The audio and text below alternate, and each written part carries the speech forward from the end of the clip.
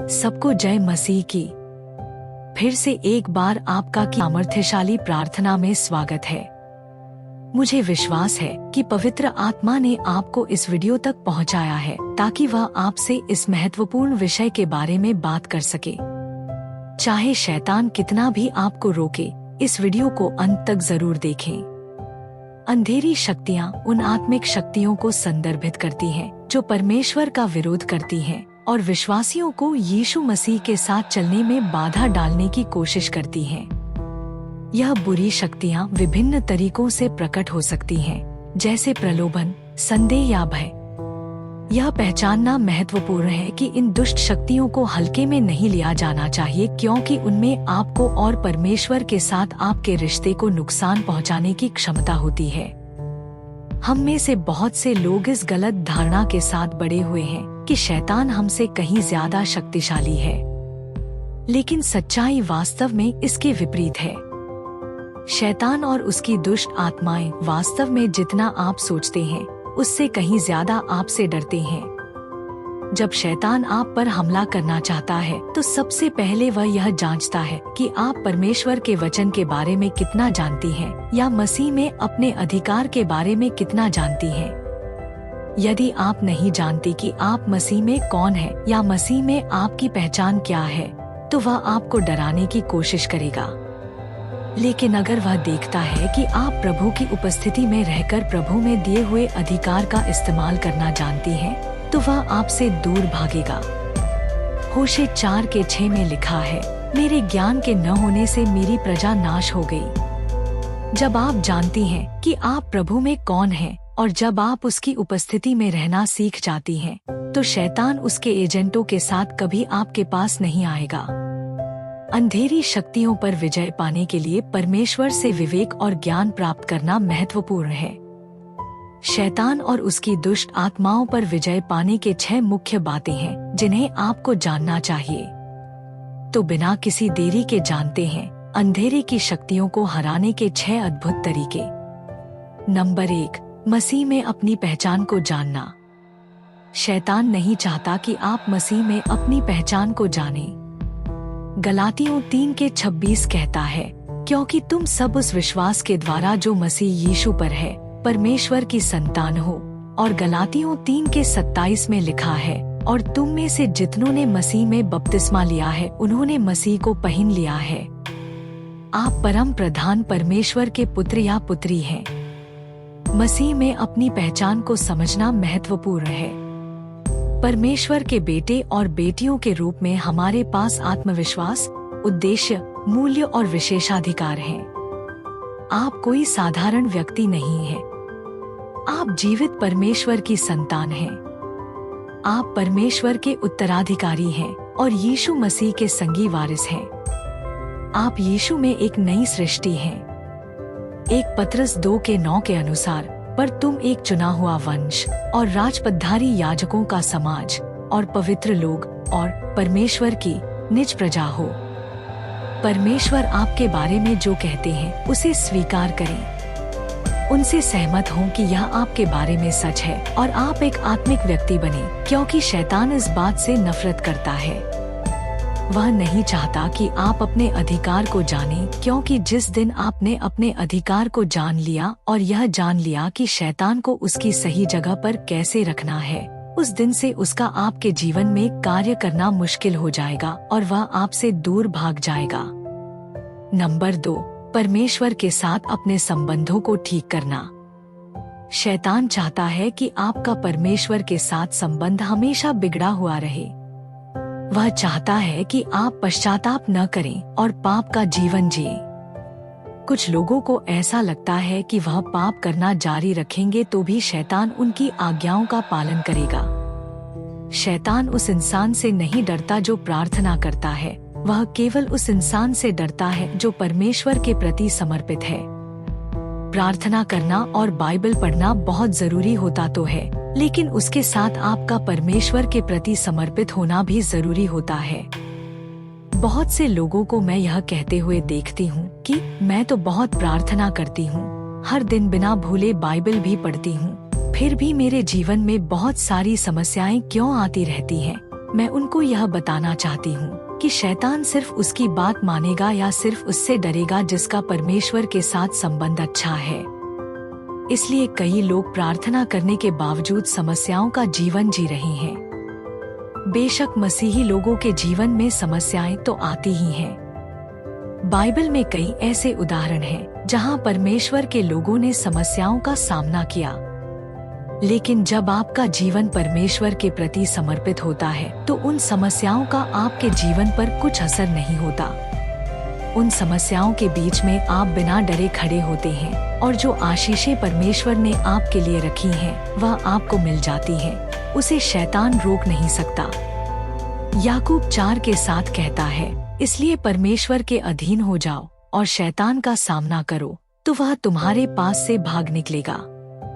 परमेश्वर के अधीन होना मतलब उनके अधिकार के प्रति समर्पण और उसकी आज्ञाओं का पालन करना होता है।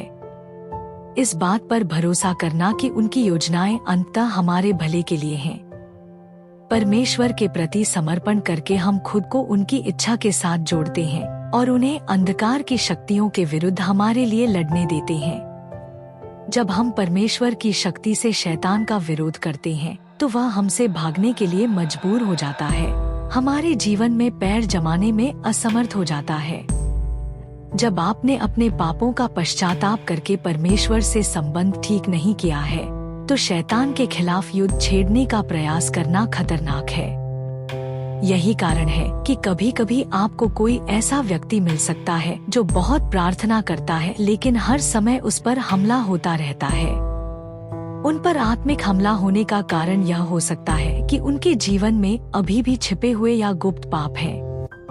कुछ लोग द्वेष और क्षमा न करने की भावना रखते हैं, जबकि कुछ व्यभिचार करते हैं। फिर भी वे शैतान और उसकी दुष्ट आत्माओं के खिलाफ खड़े होने और युद्ध छेड़ने का साहस दिखाते हैं।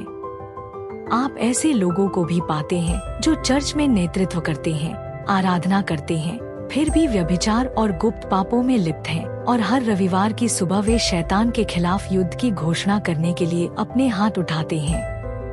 आप अपने आप को परमेश्वर की संतान तब तक नहीं कह सकते जब तक आप इन पापों में अभी भी पड़े हुए हों। एक यूहन्ना 3:9 में लिखा है, जो कोई परमेश्वर से जन्मा है वह पाप नहीं करता क्योंकि उसका बीज उसमें बना रहता है, और वह पाप कर ही नहीं सकता क्योंकि परमेश्वर से जन्मा है। जी हाँ, एक सच्चा मसीही कभी पाप में जीवन व्यतीत नहीं कर सकता और पाप करने वाला कभी सच्चा मसीही नहीं हो सकता।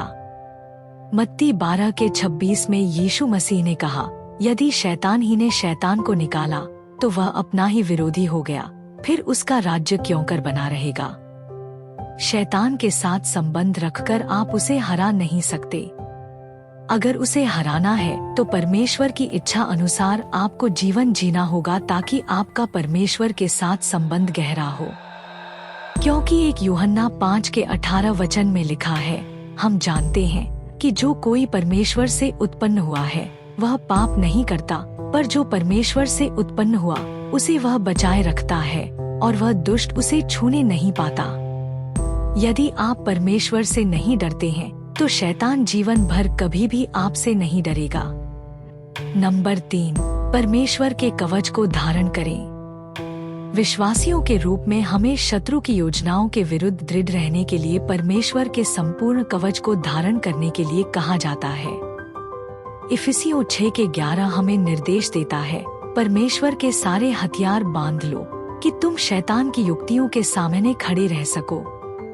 यह कवच हमारी आत्मिक सुरक्षा के रूप में कार्य करता है और हमें अंधकार की शक्तियों के विरुद्ध युद्ध के लिए सुसज्जित करता है, जो हमारे जीवन में परमेश्वर के उद्देश्यों को विफल करने का प्रयास करती हैं।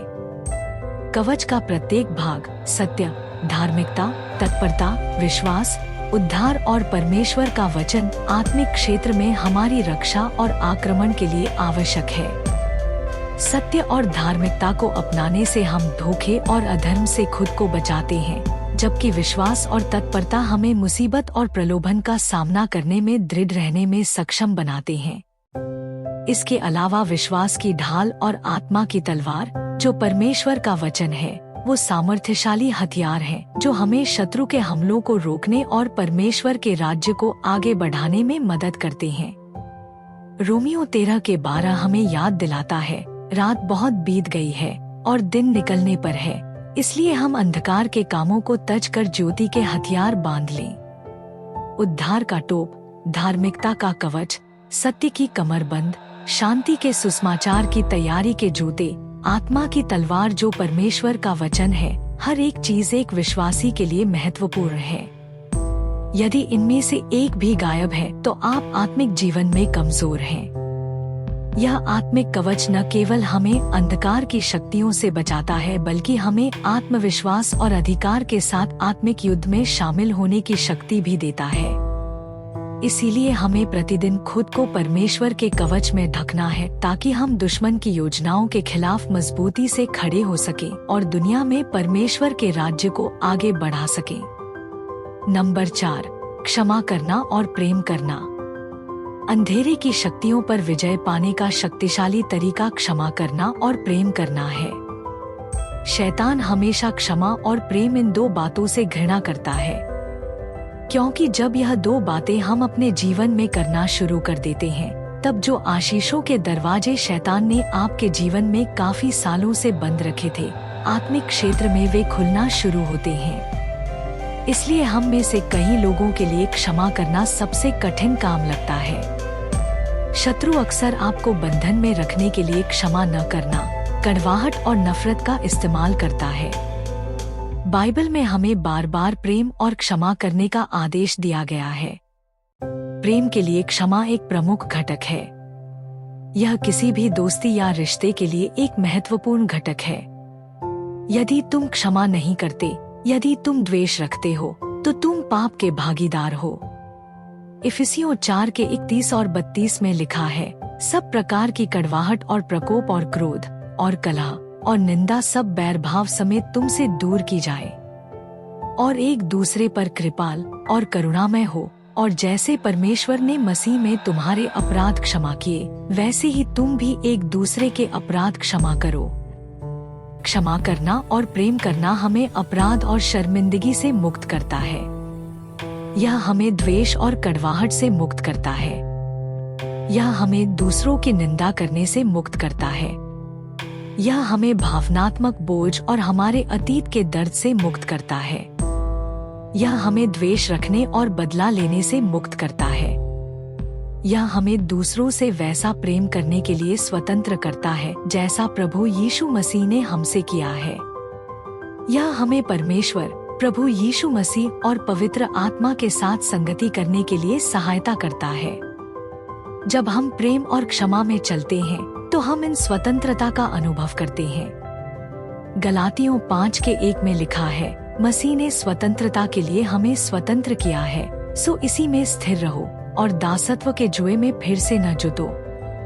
क्षमा और प्रेम करना आज्ञाकारिता का एक शक्तिशाली कार्य है जो चंगाई और पुनरुत्थान का द्वार खोलता है। दूसरी ओर प्रेम अंधकार के विरुद्ध सबसे बड़ा हथियार है।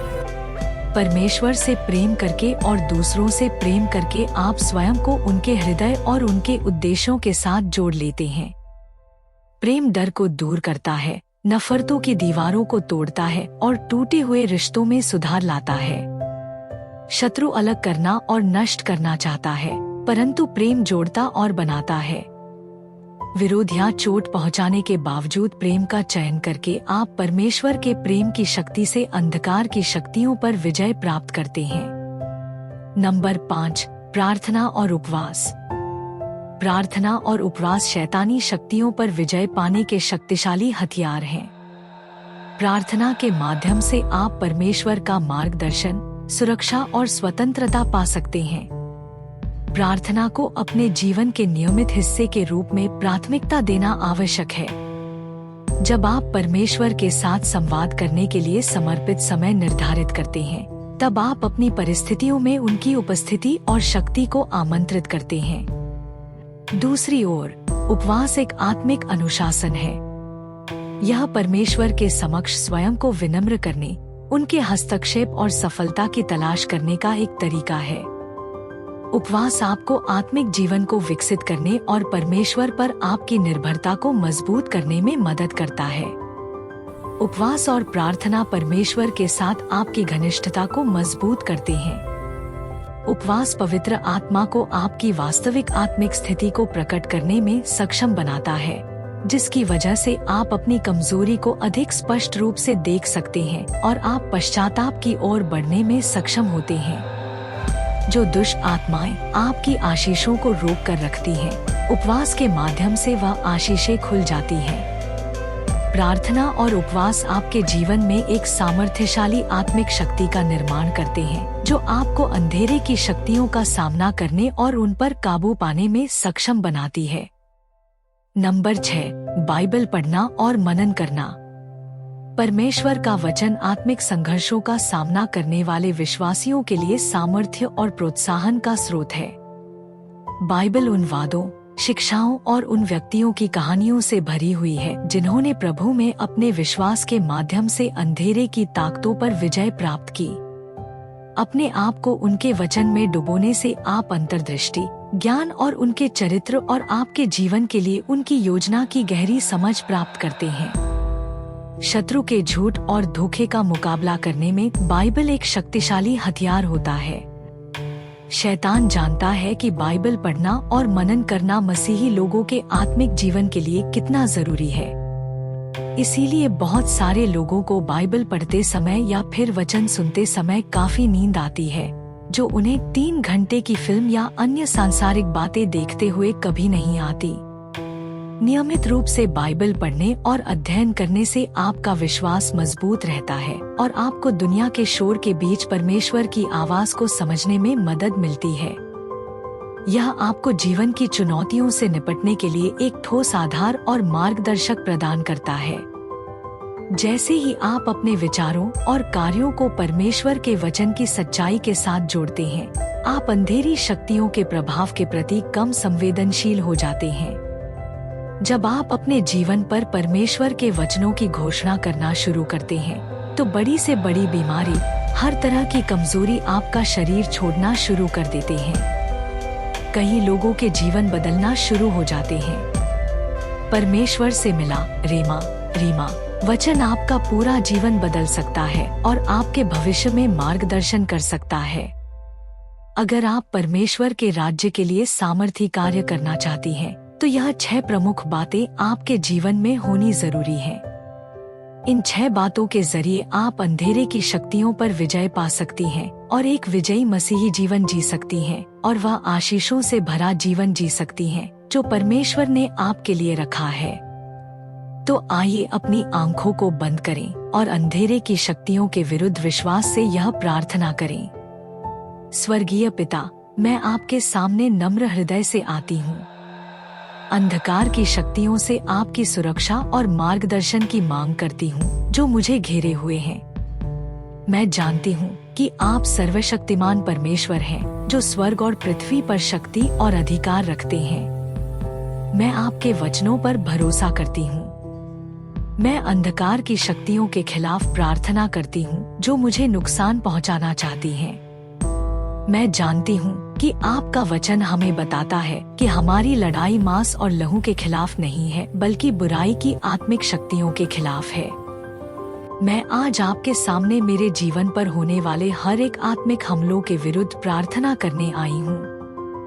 प्रभु, मैं अकेली इन हमलों का सामना नहीं कर सकती, लेकिन मुझे विश्वास है कि यह लड़ाई मेरी नहीं बल्कि आपकी है और आप मेरी ओर से लड़ेंगे। आप मुझे आपकी शक्ति और सामर्थ्य से भर दीजिए।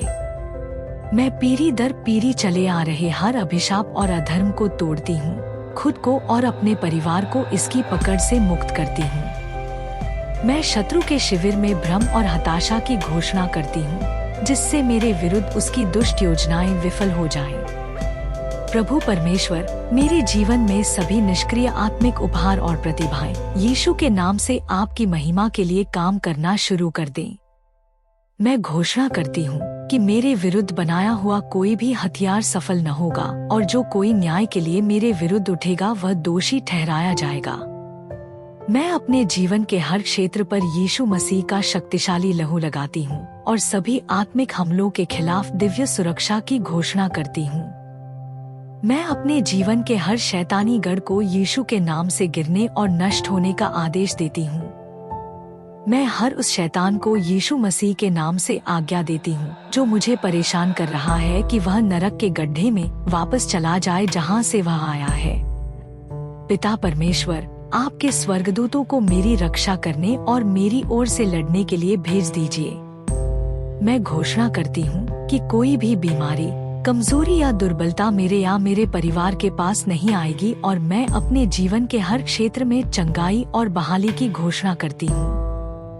मैं बीमारी और दुर्बलता की हर आत्मा पर अधिकार लेती हूँ जो मेरे शरीर पर हमला करने की कोशिश कर रही है और मैं उन्हें यीशु के नाम से जाने का आदेश देती हूँ।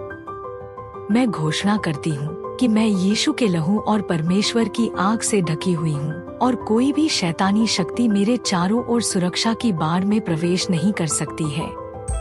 मैं हर आत्मिक लड़ाई के बीच मुझे मजबूत करने और प्रोत्साहित करने के लिए परमेश्वर के वचन की शक्ति को जारी करती हूँ और मैं घोषणा करती हूँ कि मैं मसीह के माध्यम से एक विजेता से भी अधिक हूँ। सर्वशक्तिमान परमेश्वर, मैं आपकी दिव्य सुरक्षा के लिए और आत्मिक हमले के सामने मुझे असहाय न छोड़ने के लिए आपको धन्यवाद देती हूँ और आपको सारी महिमा और सम्मान देती हूँ। प्रभु यीशु के शक्तिशाली नाम में मैं प्रार्थना करती हूँ, आमीन। मैं विश्वास करती हूँ कि परमेश्वर ने इस वीडियो के माध्यम से आज आपसे बात की होगी। इस प्रार्थना को अंत तक देखने के लिए और अपने जीवन पर ग्रहण करने के लिए धन्यवाद। यदि आपको यह वीडियो पसंद आया तो कृपया इसे लाइक करें और कमेंट सेक्शन में मेरे विरुद्ध बनाया गया कोई भी हथियार सफल न होगा ऐसा विश्वास से लिखें और इस वीडियो को अपने दोस्तों और परिवार के साथ शेयर करें और इसे अपने मसीही भाई और बहनों तक भी पहुंचाइए ताकि वह भी आपके जरिए आशीष पा सकें। और अगर आप हमारी शक्तिशाली प्रार्थनाओं से आशीषित हुए हैं और आपके जीवन की हर परिस्थिति के लिए प्रोफेटिक प्रार्थनाएं चाहते हैं तो चैनल को सब्सक्राइब करके हमारे मसीही परिवार से जुड़े और नोटिफिकेशन बेल ऑन जरूर करें। प्रभु आपको आशीष दे। जल्द मिलते हैं अगली प्रार्थना में। जय मसीह की।